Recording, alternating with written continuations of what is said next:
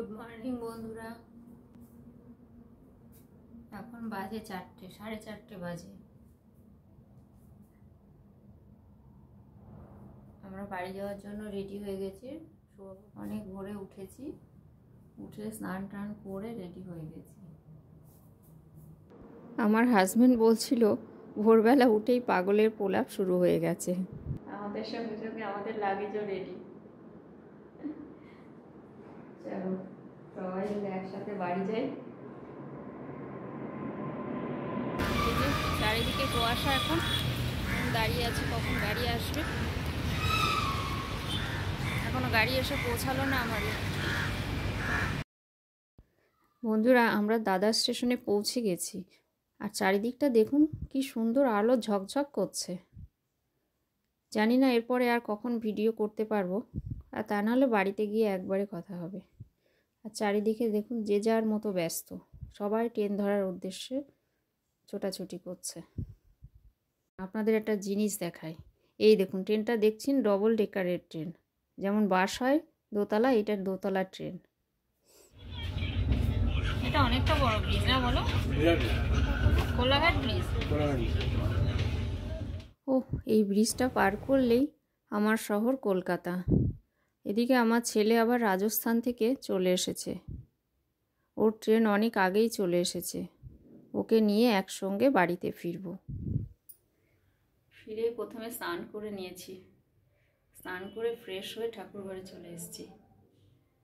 এই যে একটু ধূপ মোমবাতি ঠাকুরের কাছে দিয়ে দিয়েছি। এবার বাকি কাজ হবে আস্তে আস্তে। এজার ফর্মে ফিরে গেছে না এসে। ভিডিও করে নিলাম প্রথম দিন বাড়িতে এসেই। হ্যাঁ হ্যাঁ, এই যে ছেলে বাড়ি চলে এসছে, আমার শ্বশুরমশাই। ও মা, এদিকে আসেন। আরে বাবা, এই যে আমার শাশুড়ি মা রেডি করে রেখে দিয়েছে। প্রসাদ। আর এই যে ছট পুজো কবে হয়ে গেছে, মাসের যত্ন করে ছট পুজোর প্রসাদগুলো রেখে দিয়েছে। এটাতে আমরা সন্দেশ নিয়ে এসেছি, সেই সন্দেশটা আছে। এটাতে বাপি আর কি নলেন গুড়ের রসগোল্লা।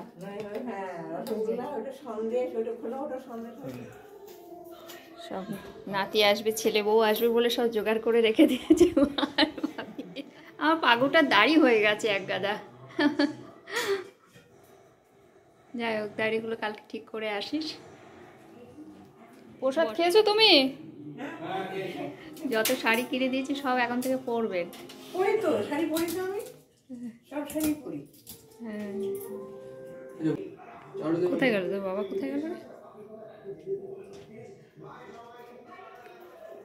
ঝকঝক করছে বাড়ি। কতদিন মনে হচ্ছে কালার দেখিনি। বাড়িটা নিজের বাড়ি, নিজের বাড়িই হয় বলো।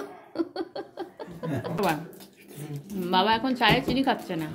হ্যাঁ, অথচ চাটনি মিষ্টি কোনোটাই বাদ দিচ্ছে না। এর অর্থ আমি বুঝতে পারছি না।